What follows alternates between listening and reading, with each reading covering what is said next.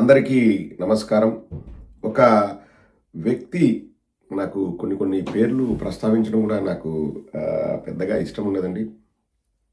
అతను ఇంతకుముందు మా పార్టీ సానుభూతిపరుడని, మా పార్టీకి సపోర్ట్ చేస్తున్నాడని చెప్పేసి, మా పార్టీని ఆహ్, బయట నుంచి సపోర్ట్ చేస్తున్నా, మద్దతిస్తున్నా అని చెప్పేసి మాట్లాడి అనుచిత వ్యాఖ్యలు చేశారు. పవన్ కళ్యాణ్ గారి పిల్లలపైన కూడా చాలా దారుణంగా మాట్లాడారు. మేమంతా కూడా అప్పుడు ఖండించాము.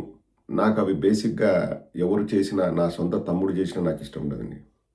అవి చాలా దారుణమైన వ్యాఖ్యలు. ప్రజాస్వామ్యంలో అటువంటి వ్యాఖ్యలకు తావు లేదు. అభిమానం వేరు, పైశాచికత్వం వేరు. పైశాచికత్వాన్ని తీసుకొచ్చి అభిమానం అని చెప్తే మాత్రం అంతకంటే మూర్ఖత్వం ఉండదండి. అది నెక్స్ట్ జనరేషన్ పిల్లల్ని కూడా ప్రభావితం చేస్తుంది. అటువంటి వ్యాఖ్యలకు తావు లేదు. ఎవ్వరు మాట్లాడినా, మా పార్టీ వాళ్ళు మాట్లాడినా, బయట వాళ్ళు మాట్లాడినా అది తప్పు. అటువంటి వాళ్ళతో మా పార్టీకి అవసరము లేదు. మా పార్టీ ఎప్పుడూ అటువంటి మాటలను ఎంకరేజ్ కూడా చెయ్యదు. గతంలో అటువంటి వ్యాఖ్యలు చేసినప్పుడు అంతర్గతంగా మా పార్టీ పెద్దలు మా వాళ్లకు సూచనలు, సలహాలు ఇవ్వడం జరిగింది. జగన్మోహన్ రెడ్డి గారు మాత్రమే కాదండి, ఇతర పెద్దలు కూడా ఎవరైనా అట్లా మాట్లాడినప్పుడు చెప్పడం జరిగింది. కానీ చిన్న పొరపాటు ఏంటంటే, ఒక పత్రికా ప్రకటన బయటకు వచ్చేసి ఖండించడము ఆ రోజు ఎందుకో మనకు తెలియదు, జరగలేదు. కానీ నేను కనుక్కున్నప్పుడు నాకు తెలిసిన విషయం ఏంటంటే, పిలిపించి మరీ పార్టీ పెద్దలు హితవు పలకడం కూడా జరిగింది. సో ఇప్పుడు ఒక సందర్భంలో సోదరుడు కార్మూరు వెంకటరెడ్డి ఏదో మాట్లాడని ఆ సదరు వ్యక్తి వచ్చేసి వాడెవడు వీడెవడు అది ఇదని మాట్లాడారని చెప్పేసి నేను కూడా సోషల్ మీడియాలో చూశాను. తర్వాత ఒక అధికార ప్రకటన వచ్చింది, ఆ వ్యక్తికి మా పార్టీకి సంబంధం లేదని. సో చెప్పే హక్కు మాకుంది. మేము ఎవరిని ఎలా పార్టీ కార్యక్రమాలకు ఉపయోగించుకోవాలో మాకు తెలుసు. ఎవరైనా మంచిగా మాట్లాడినా, పార్టీ సిద్ధాంతాలని ప్రజల్లోకి తీసుకెళ్ళినా వాళ్ళని మేము హర్షిస్తాము. మా పార్టీ పెద్దలు వాళ్ళని సపోర్ట్ చేస్తారు. వాళ్లకు తగినంత తర్ఫీదునిచ్చి ఇంకా మంచిగా ఎలా మాట్లాడాలని వాళ్ళు చెప్తారు. కానీ ఇష్టారీతిన మాట్లాడతాము అని చెప్పేసి అందరినీ తూలనాడుతూ, పిల్లల్ని తిడుతూ, ఇట్లా చేస్తూ మళ్ళీ మాకు జగన్మోహన్ రెడ్డి గారి మీద ప్రేమ ఉంది అంటే మాత్రం అది పార్టీ ఆ మాటల్ని ఉపేక్షించదు. So it's very clear. కానీ ఆర్తనాదాల మూర్తి అనే వ్యక్తి అదొక పెద్ద విషయమైనట్లు, అదొక పెద్ద కాన్స్పిరసీ అయినట్లు, దాంట్లో ఏదో ఉన్నట్లు మళ్ళీ ఏదో మాట్లాడుతున్నాడు. ఒకసారి వినండి. అవి మా మౌత్ పీసులు కాదు, వాటికి మాకు సంబంధం లేదు, వాళ్ళెవరో మేమెవరో అని వైసీపీ అధికారంగా చెప్తోంది. లేదా అధికారిక ప్రతినిధులు వేరు, అనధికార ప్రతినిధులు వేరు అని ప్రైవేటు సైన్యాన్ని మెయింటైన్ చేస్తారు. వాళ్ళతో తెలియదు. బట్ బోరుగడ్డ అనిల్ లాంటి వాళ్ళకి మాత్రం మాకు సంబంధం లేదని పార్టీ చెప్పేసింది. ఇప్పుడు నేను నొప్పింది మూర్తి. ఇప్పుడు మా పార్టీకి ఎవరితో సంబంధం ఉంది, ఎవరు మా పార్టీ కోసం పనిచేస్తున్నారు అన్నది మా పార్టీ లెటర్ హెడ్ల పైన వాళ్లకు పదవులు ఇచ్చి పత్రికా ప్రకటన కూడా చేస్తుంది మా పార్టీ. ఇప్పుడు ఎవరైనా మా పార్టీకి సంబంధం లేరు అంటే నీకు వచ్చిన బాధ ఏంటి మూర్తి? ఏం చెప్పాలనుకుంటున్నావు? నువ్వు ఒక న్యూస్ రీడర్వి, నువ్వు ఒక ఛానల్లో పనిచేస్తున్నావు. ఒక పార్టీ ఆ వ్యక్తితో మాకు సంబంధం లేదు అన్నప్పుడు నువ్వు ఆ వార్తను ప్రసారం చేయి. ఆ వ్యక్తితో సంబంధం లేదని వైఎస్ఆర్ కాంగ్రెస్ పార్టీ పత్రికా ప్రకటన విడుదల చేసింది అని చెప్పు. అంతవరకు బాగుంటుంది. అధికారిక, అనధికారిక, అధికారిక వీళ్ళకు తర్ఫీదునిస్తారు, ట్రైనింగ్ ఇస్తారని చెప్పేసి నువ్వు ప్రజల్లోకి ఏమి మెసేజ్ పంపించాలనుకుంటున్నావు మూర్తి? మీరు జర్నలిస్టులు, నువ్వే చెప్తావు నేను సీనియర్ మోస్ట్ జర్నలిస్ట్ అని.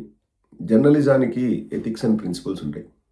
విలువలు, విశ్వసనీయత, లేకపోతే వృత్తి ధర్మం అనేటివి కొన్ని ఉంటాయి.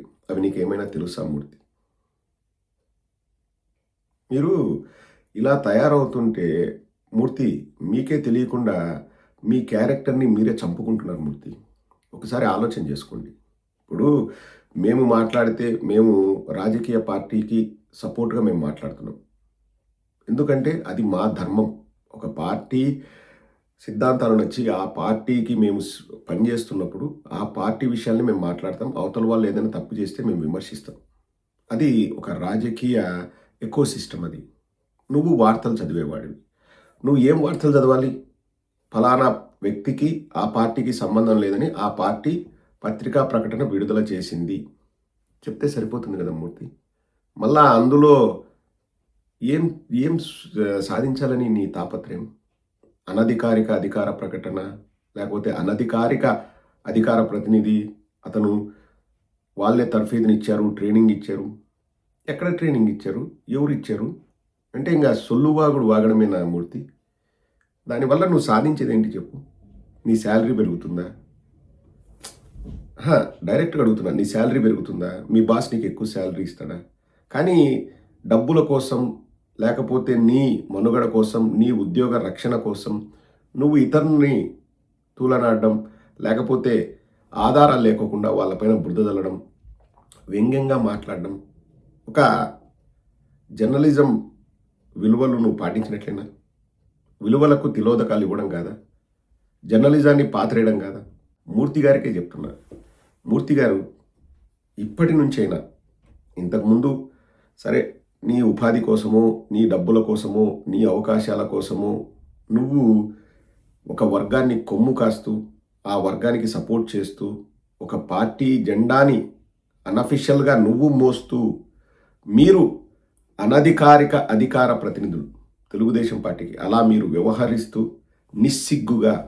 నిస్సిగ్గుగా సభ్య సమాజం మిమ్మల్ని చూసి అసహించుకుంటుందని తెలిసి కూడా మీరు ప్రవర్తిస్తున్నారు. ఇకనైనా నా సలహా ఏంటంటే, ఇకనైనా మీకు 2 ఆప్షన్స్ ఉన్నాయి. నికార్సైన జర్నలిస్టుగా జర్నలిజం విలువల్ని కాపాడుతూ నువ్వు జర్నలిజం చేయి, లేదా తెలుగుదేశం పార్టీలో చేరిపో.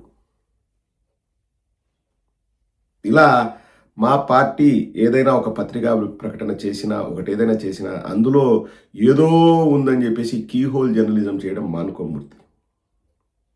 ఇప్పటికే మిమ్మల్ని చూసి ప్రజలు నవ్వుకుంటున్నారు. మీరు కేవలం డబ్బుల కోసం రాష్ట్ర ప్రజల బుర్రలు మీరు పాడు చేస్తున్నారు. వాళ్ళని రాంగ్ వేలో ఆలోచించే విధంగా చేస్తున్నారు. మూర్తి గారు, ఆ పాపం మంచిది కాదు. ఎవరికి అటువంటి పాపం వద్దు. వాస్తవాలు చెప్పండి. జరిగే సంఘటనలు, యథార్థ సంఘటనల్ని యథార్థంగా ప్రజలకు అందించడానికి మీ వంతు ప్రయత్నం మీరు చేయండి. మేమంతా కూడా హర్షిస్తాం. అంతేగాని గోతికాడ నక్కల్లాగా శవాలపైన చిల్లరేరుకునే విధంగా ఎందుకండి ఈ రాజకీయాలు? మీరు జర్నలిజం చేస్తారు, మీరు రాజకీయం కాదు చేసేది. అది గుర్తుపెట్టుకోండి మూర్తి గారు. ఇంతకంటే మంచిగా మీకు ఎవరు చెప్పరు. ఒకసారి ఆలోచన చేయండి. మీ పరిధుల మేరకు మీ జర్నలిస్టు విలువల్ని కాపాడుకుంటూ మీరు జర్నలిజం చేయండి. హుందాగా ఉంటుంది, 10 మందికి ఉపయోగపడుతుంది. మేము కూడా హర్షిస్తాం. జర్నలిజం అనేది ద మోస్ట్ సేక్రెడ్ ప్రొఫెషన్. ప్రజలకు వాస్తవాలను చేరవేసే అద్భుతమైన ఆయుధం జర్నలిజం. మీరు దాన్ని రాంగ్ రీజన్స్ కోసం వాడుకుంటున్నారు మూర్తి గారు. అది చాలా తప్పు.